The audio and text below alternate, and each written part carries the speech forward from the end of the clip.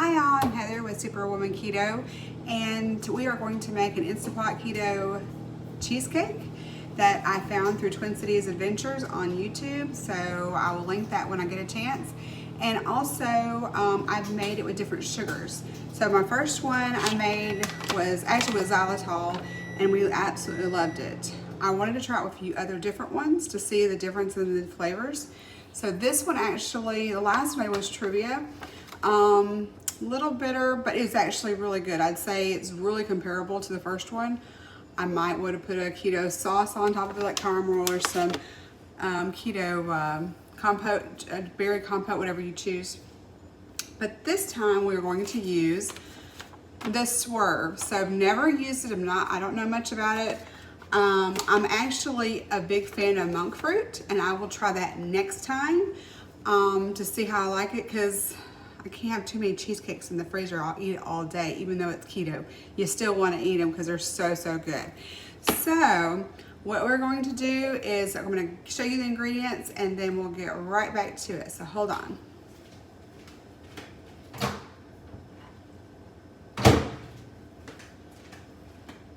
So all I did was get my ingredients right. I'm bringing you over here to see exactly what I got.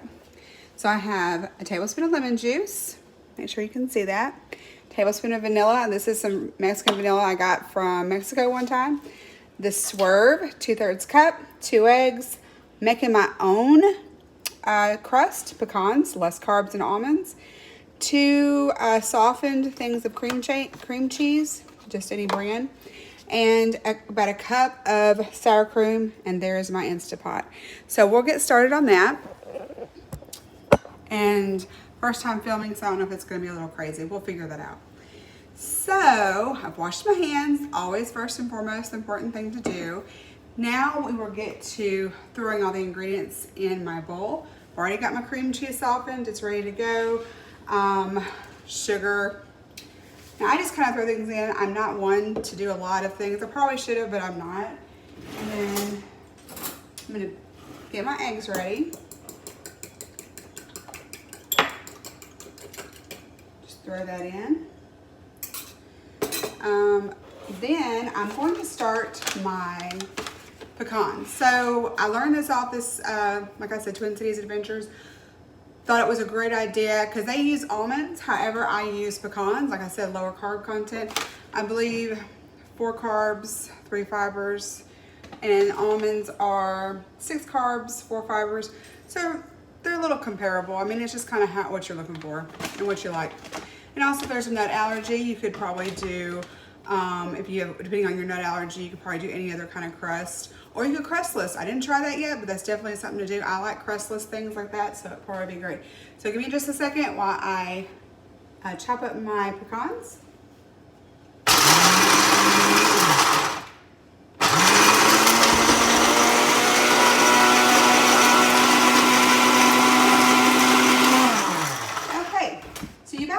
Between 1 and 2 cups of pecans, and I'll be honest, when I first saw it, I was like, oh my gosh, there's way too many pecans. But when you put it all together and the crust is there, it is actually so good. And I mean, it's just, I was amazed by it when I first tried it. So we have this ready, and I'm forgetting things already. My butter for my pecans. So give me back just a second. Okay. So you can use real butter. I actually use I'm bad habit of keeping the non-dairy on hand because of my son's allergies. Unfortunately, he cannot have cheesecake because he has a dairy allergy. So we usually keep this on hand. And you're just doing about 2 tablespoons of butter, and you just melt them. I might do a little bit more, I don't know. And melt. So you get that. So the other thing is, if you have an Instapot, you either have one that comes with the insert for the bottom of the pan to come out. However, I do not. So I will actually line mine with wax paper. Well, parchment paper. I think that's going to be a little bit easier because my wax paper, it just fell all apart. We'll see how that works out tomorrow.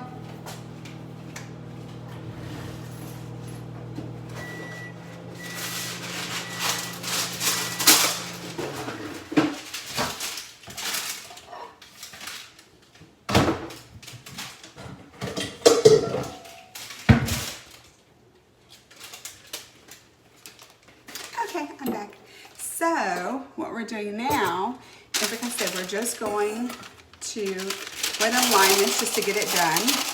You can actually spray the bottom if you choose so to help with the sticking. I don't know if it will really work, but I will try it the next time because I didn't do it already and I'm like, nah, it's okay. If you don't do it perfect, it's fine. It actually does really well either way. I just set that aside. So now I'm going to, oops, some of my collards didn't chop, so hold on. If I can get it to work.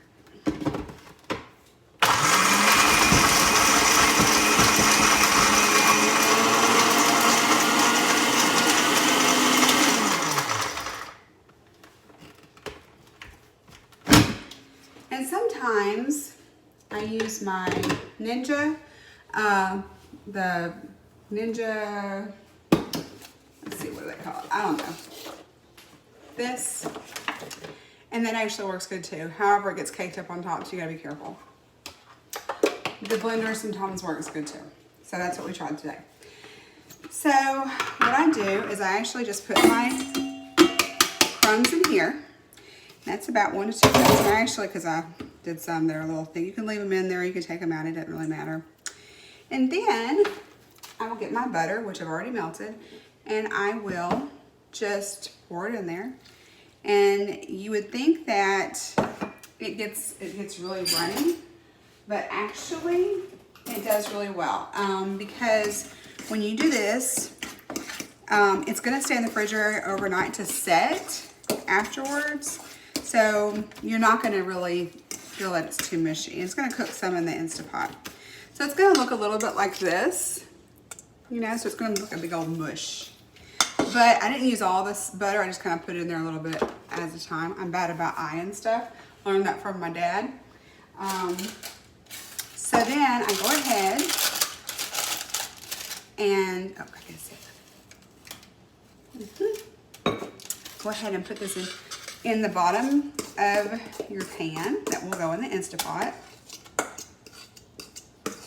Just put that in there like so. All that yummy pecan. And then see how it's so much in there, and you just pat it down. I didn't put my parchment paper very good in there, but I got it in there where I need it to be. It's okay. This is very forgiving, so you'll see. Very forgiving. So, and what we'll do is we'll put this in the refrigerator while we're finishing everything else up, so it can kind of have some more time to kind of set and be a little harder, like, you know, cooled off, I don't know, I guess thickened, whatever you want to call it. So I'll put that aside. It looks like this. I'll put this in the fridge. So did that. Now we're gonna finish our ingredients. So I did most of my ingredients already and I put them in there. I'm going to finish putting them in here. I'm gonna throw all my stuff in the sink. And since I've been learning about keto, I have been cooking so much more and actually washing so much more. Thank God for dishwashers. That's all I have to say. So, and forgive me, I have an old-timey mixer. I've been having it forever, and I've just gotten so used to it. Okay, so we're gonna finish. I have my vanilla, my lemon juice, and lemon juice is not on the original recipe, but I just learned it helps things set better. Not everybody wants lemon juice. You don't have to put it. It's just something that when me and my sister, who, when we first did this, we were like, wow, let's try that. It was great because my husband loves the lemon, like, he calls it cheesecake. I call it lemon icebox pie. It's like a no-bake kind of cheesecake, and he loves it. So I was like, you know, why not? Why not? So hold on just a second. I'll do this.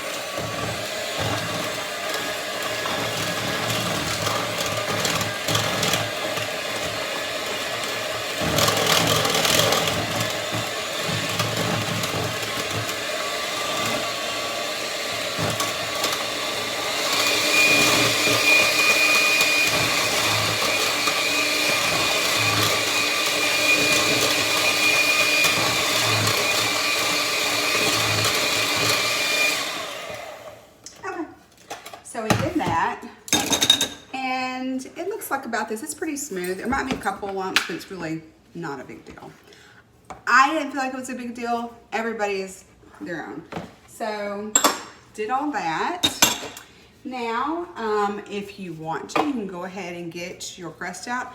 That was super fast. Like I said, I already had everything prepped. It's always easier to have everything prepped.